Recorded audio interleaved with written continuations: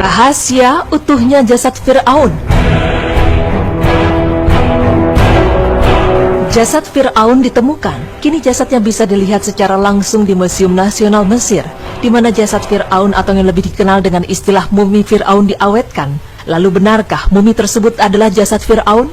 Jika benar, bagaimana bisa jasad Fir'aun masih tetap utuh meski telah tenggelam di dasar lautan saat mengejar Nabi Musa? Sedangkan jasad yang lainnya telah hilang ditelan ikan atau bahkan telah hancur akibat terbentur terumbu karang. Pemirsa, berikut berita Islami masa kini. Dalam buku La Bible, Le Coran et la Science karya Maurice Bucaille, didapatkan fakta yang cukup mengejutkan tentang penelitiannya saat ia meneliti jasad Fir'aun yang masih utuh tersebut.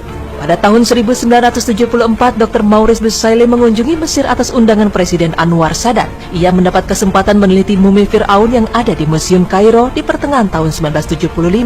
Sebelumnya, pemerintah Prancis datang kepada pemerintah Mesir untuk meneliti jasad Fir'aun tersebut. Tawaran tersebut disambut baik oleh Mesir. Setelah mendapat restu dari pemerintahan Mesir, mumi Fir'aun tersebut kemudian digotong ke Prancis. Bahkan pihak Prancis membuat pesta penyambutan kedatangan mumi Fir'aun dengan pesta yang sangat meriah. Dalam penelitiannya itu, Bucaille memperoleh sesuatu yang sangat mengejutkan, yaitu fakta adanya sisa-sisa garam yang melekat pada tubuh sang mumi.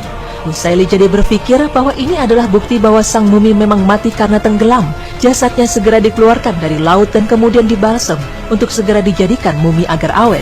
Meski penelitian telah selesai, namun sang profesor belum selesai memikirkan jasad tersebut. Bagaimana jasad tersebut bisa lebih baik dari jasad-jasad yang lain, padahal dia dikeluarkan dari laut? Terkait dengan laporan akhir yang disusunnya, salah seorang di antara rekannya membisikkan sesuatu di telinganya seraya berkata, "Jangan tergesa-gesa karena sesungguhnya kaum muslimin telah berbicara tentang tenggelamnya mumi ini." Mendengar hal tersebut, Bucaille tertegun. Sejak awal, ia sudah mengetahui hal itu tapi mengingkari dengan keras, sekaligus menganggapnya mustahil. Sebelumnya, ia beranggapan bahwasanya tidak mungkin mumi Fir'aun yang ditelitinya itu telah diungkap sebelumnya.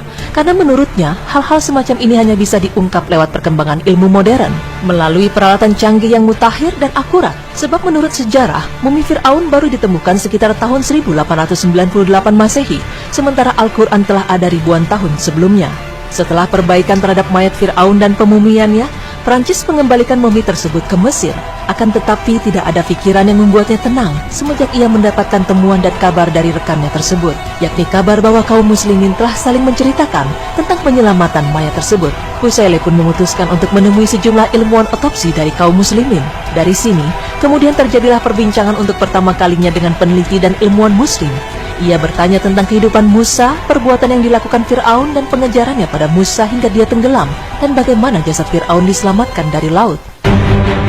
Sampailah Bucaille menemukan ayat dalam Al-Quran yang menjelaskan tentang bagaimana nasib jasad Fir'aun setelah ia ditenggelamkan, karena ia tidak menemukan fakta bagaimana nasib Fir'aun setelah kematiannya di dalam kitab suci agama manapun. Ayat tersebut artinya berbunyi, "Maka pada hari ini kami selamatkan badanmu supaya kamu dapat menjadi pelajaran bagi orang-orang yang datang sesudahmu. Dan sesungguhnya kebanyakan dari manusia lengah dari tanda-tanda kekuasaan kami." Quran Surat Yunus ayat 92. Ayat ini ternyata sangat menyentuh hati Bucaille. Ketika ilmuwan muslim membacakan potongan ayat dari surat Yunus tersebut kepadanya, ia mengatakan bahwa ayat Al-Quran tersebut masuk akal. Sebab dalam laporan penelitiannya pun ia menemukan garam di dalam badan Fir'aun yang menunjukkan bahwa Fir'aun memang pernah tenggelam.